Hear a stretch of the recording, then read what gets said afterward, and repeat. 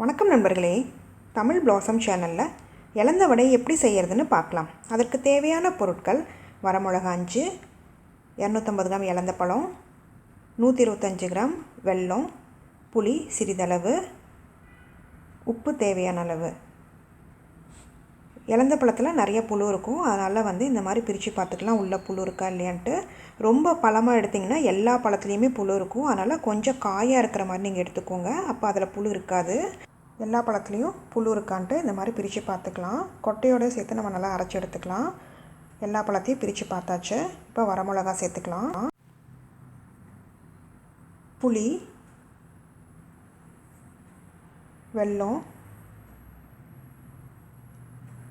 தேவையான அளவு உப்பு சேர்த்து நல்லா குறைன்னு அரைச்சி எடுத்துக்கலாம். ரொம்ப நைஸாக அரைக்கணும் அவசியம் கிடையாது. தண்ணி எதுவும் சேர்த்தாதீங்க.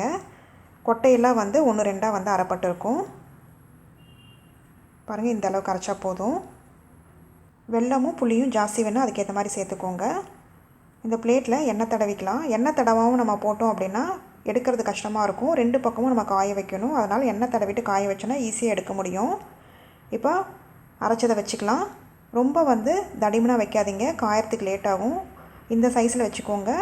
ஷேப் ரவுண்ட் ஷேப்பில் நான் வச்சுருக்கேன். உங்களுக்கு எந்த ஷேப் வேணுமோ அது ஷேப் வச்சுக்கோங்க. 2 நாள் ஆச்சு காயறதுக்கு. வெயில் ஜாஸ்தி இருந்ததுன்னா 1 நாள்லேயே காய்ஞ்சிடும். இப்போ திருப்பி போட்டுக்கலாம் இன்னொரு பக்கமும் காயறதுக்கு. பாருங்கள், எண்ணெய் தடவுனால ஈஸியாக இருக்குது எடுக்கிறதுக்கு. அப்படிலாம் கஷ்டமாக இருக்கும் எடுக்கிறதுக்கு. இந்த மாதிரி 2 பக்கமும் நல்லா காய வச்சு எடுத்துக்கலாம். 2வது பக்கமும் காயறதுக்கு எனக்கு 2 நாள் ஆச்சு. இதே மாதிரி எல்லாத்தையும் திருப்பி போட்டு காய வச்சு எத்தனை நாளாலும் கெடாது. நம்ம வெளியிலேயே வச்சு சாப்பிட்டுக்கலாம் வேணுங்கிறப்போ. இலந்த பழத்தில் ஏராளமான நன்மைகள் இருக்குது. கேன்சர் வராமல் தடுக்கும், எலும்புகள் வலுப்பெறும், பற்கள் உறுதியாக இருக்கும், பித்தத்தை குறைக்கும், மன அழுத்தத்தை போக்கும். இலந்த வடை 2 பக்கமும் நல்லா காஞ்சிருச்சு. இதை ஏர்டைட் கண்டெய்னரில் போட்டு வச்சுக்கலாம்.